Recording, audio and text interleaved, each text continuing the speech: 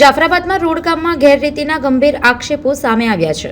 સ્થાનિક વ્યક્તિ દ્વારા તારીખ 6 નવેમ્બર 2025ના રોજ રોડના નબળા કામ અંગે રજૂઆત કરવામાં આવી હતી અને કામ તાત્કાલિક બંધ કરવાની માંગ ઉઠાવવામાં આવી હતી, છતાં પણ અધિકારીઓએ ધ્યાન ન આપતા હવે ફરીથી રોડના ભાગ તોડી નવા બનાવવાની સ્થિતિ સર્જાઈ છે।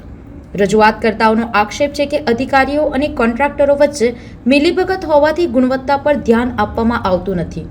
આ મામલે ભ્રષ્ટાચારની પણ આશંકા વ્યક્ત કરવામાં આવી છે।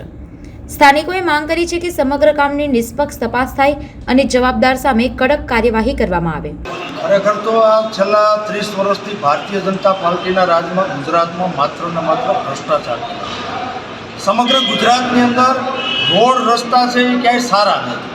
જે 3 વર્ષની ગેરંટી પીરિયડવાળા હોય, 7 વર્ષે રોડ નવો બનાવવાનો હોય તો 3 વર્ષની ગેરંટી પીરિયડવાળા રોડ 3 મહિના ટકતા, જેના ભાગરૂપે અમરેલી શહેરમાંથી પસાર થતો લાઠી રોડ સંપૂર્ણ રોડ છે આરસીસીનો બનાવવામાં આવ્યો। હજી તો 3 મહિના પહેલાં જ રોડ છે એ બનાવ્યો છે, હજી તો એનું લોકાર્પણ પણ કર્યું નથી અને રોડની અંદર મસ્ત મોટી તિરાડો પડી ગઈ હતી।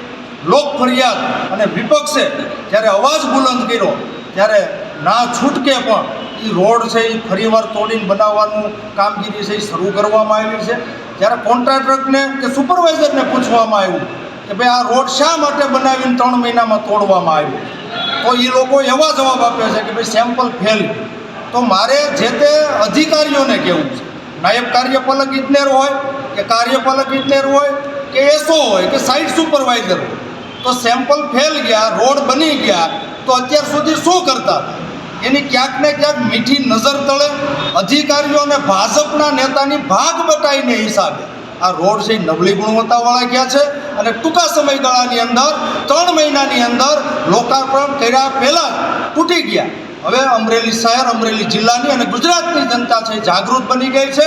ટૂંક સમયની અંદર જ્યારે સ્થાનિક સ્વરાજ્યની ચૂંટણી આવતી હોય, તાલુકા, જિલ્લા પંચાયત, નગરપાલિકા અને મહાનગરપાલિકાની ચૂંટણી હોય તો આ ગુજરાતની જનતા આ ભ્રષ્ટાચાર ફેલાવનાર, આ નબળા રોડ બનાવનાર આ ભારતીય જનતા પાર્ટીને જાકારો આપવાનું કામ કરવાનું છે।